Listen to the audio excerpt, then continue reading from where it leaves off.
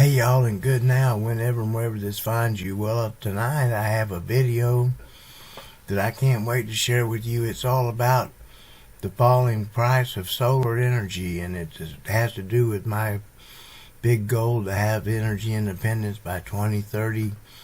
This man's known as the Electric Viking. He's from Australia. I hope you'll subscribe to his channel and give him a like. And this is just chock full of facts, figures, and numbers, but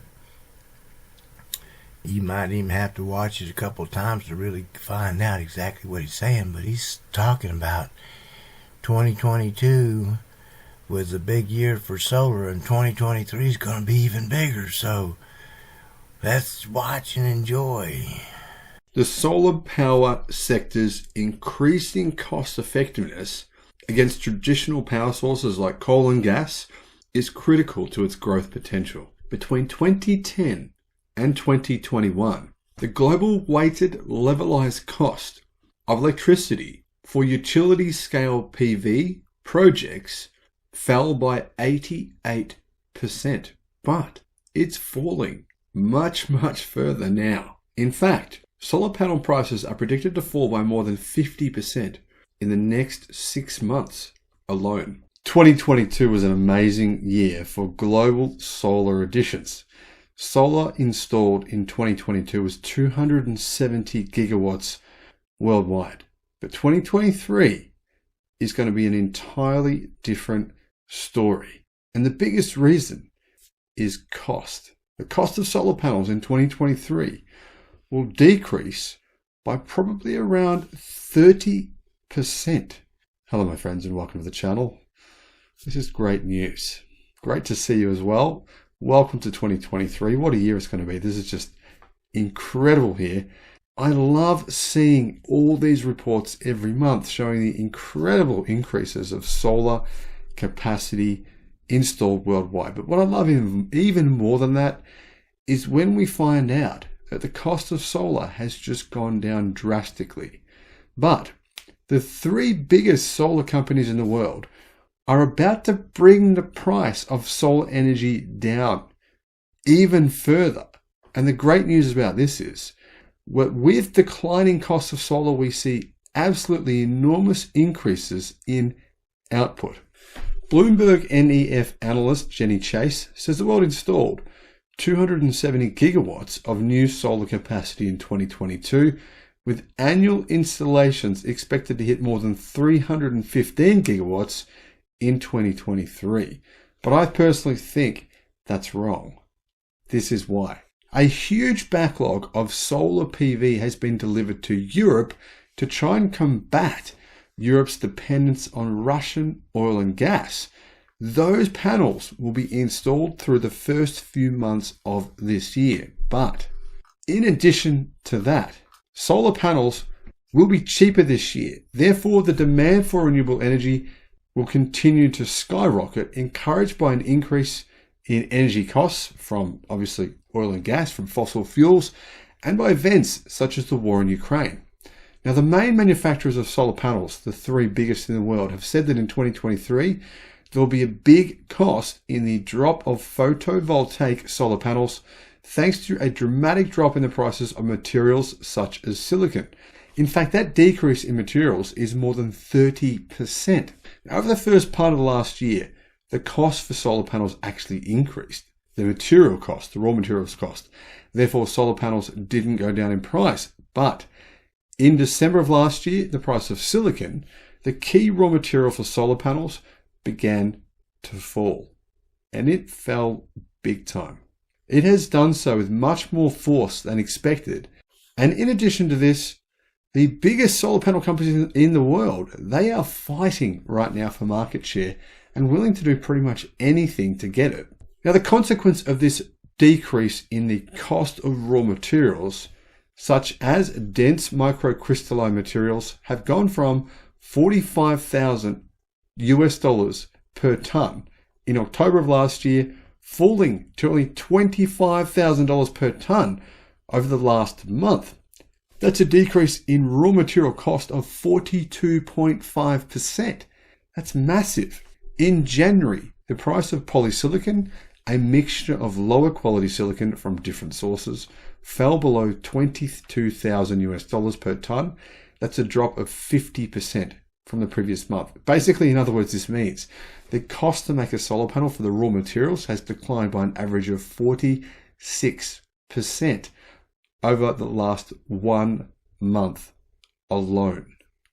This data comes from China, which is the world's leading producer of solar panels. And there, the Ministry of Industry has carried out a price reduction, which came at a time of increasing local production capacity. Basically, these companies have started to produce a lot more panels. They're going, well, okay, we need to reduce the prices. That's what's happened.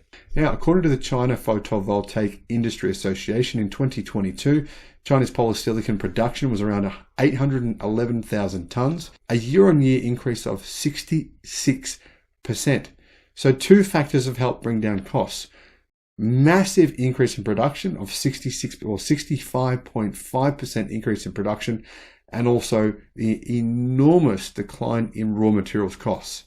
So what does this mean for 2023? According to several experts, the price of silicon is likely to continue falling in 2023, eventually settling into the range of 12,000 to 18,000 per ton, meaning it will be about 1/3 or less of its cost last year.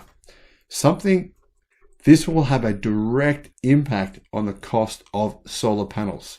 On the one hand, silicon materials will not be a bottleneck that restrict demand.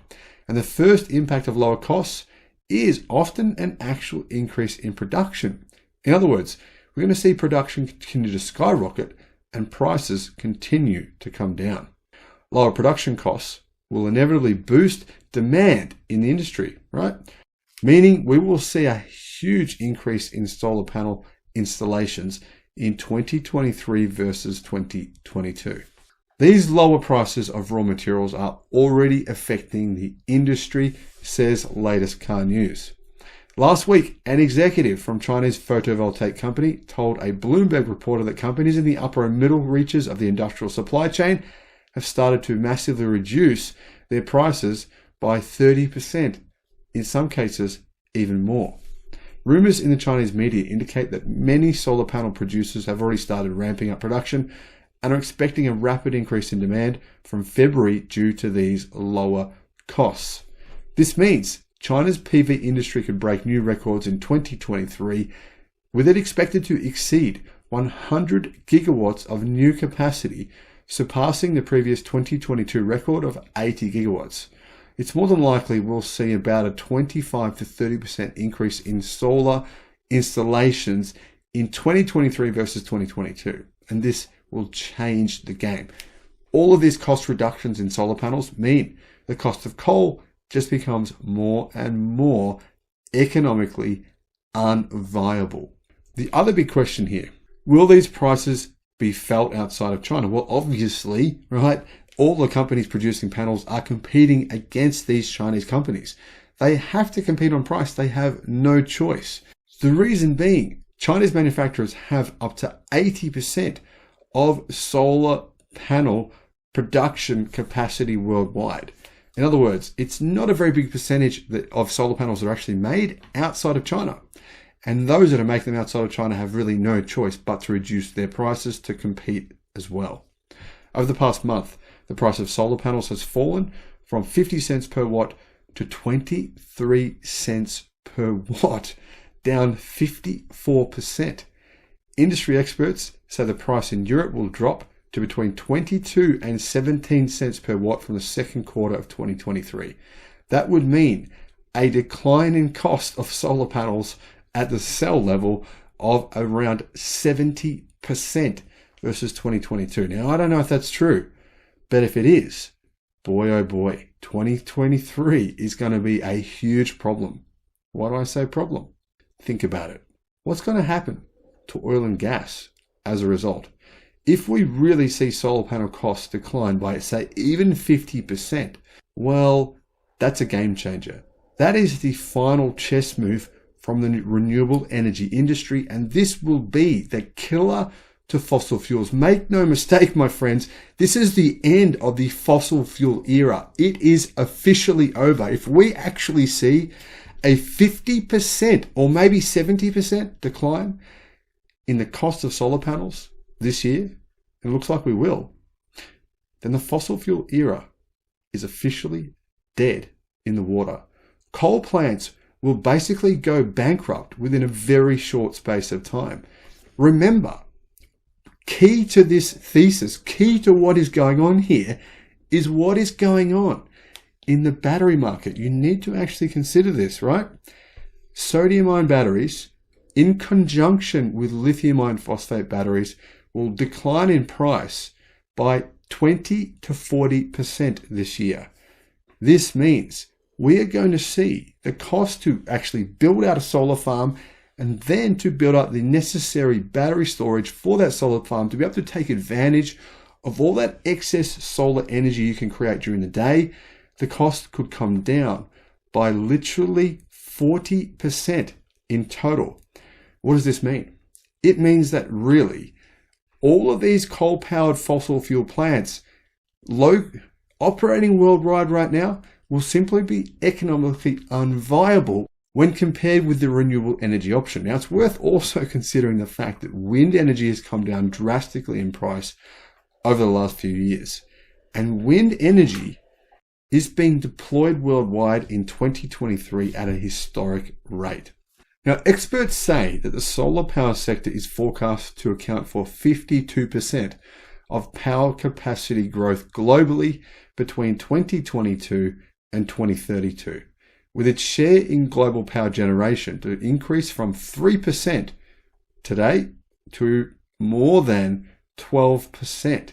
Now, why will this happen? Well, aside from these massive declines in cost for solar panels, improvements to solar modules, solar cells, tracking and mounting systems, and software will also yield additional cost declines across the entire solar value chain over the coming decade, supporting the strong growth outlook. In the United States, the Inflation Reduction Act includes incentives aimed at building out a domestic solar equipment supply chain and encouraging solar power growth over the next decade. Globally, corporations are also increasingly developing solar power projects or buying solar power through power purchase agreements to meet their sustainability goals. Now they can buy a lot more for their money. Now, helped by public and private sector support, I forecast that global solar power capacity will increase from 991 gigawatts in 2022 to around 4,000 gigawatts in 2032. That's an annual compound growth rate of around 13%. Now, in my view, solar power won't rise from 3.4% today to around 11%, as some experts are saying, over the next 10 years. I believe it'll go from 3.4% to closer to 20% of global power generation. And I think Tony Seba, I think he'd agree with me. Now, if you're not sure who Tony is, I'll put a link in the description below to his YouTube channel, Rethink X. Thank you for watching. Bye-bye. So I find that really exciting and all in line with my hope for energy independence by 2030. So I hope you enjoyed this, and I will see you down the road.